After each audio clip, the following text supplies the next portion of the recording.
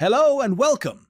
In today's video, I will guide you step by step on how to delete your AliExpress account using the AliExpress app on your Android phone.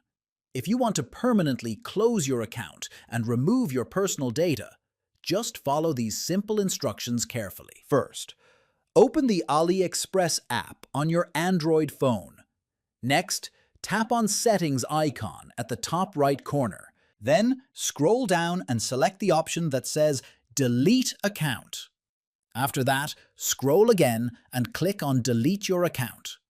AliExpress will send a 6-digit code to your registered email. Copy that code and enter it in the app. Then, click on Verify.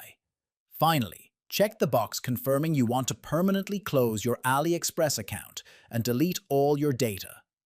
To complete the process, tap on Delete Account. Thank you for watching this tutorial on deleting your AliExpress account. If you found it helpful, please like and subscribe for more useful tech guides. See you in the next video.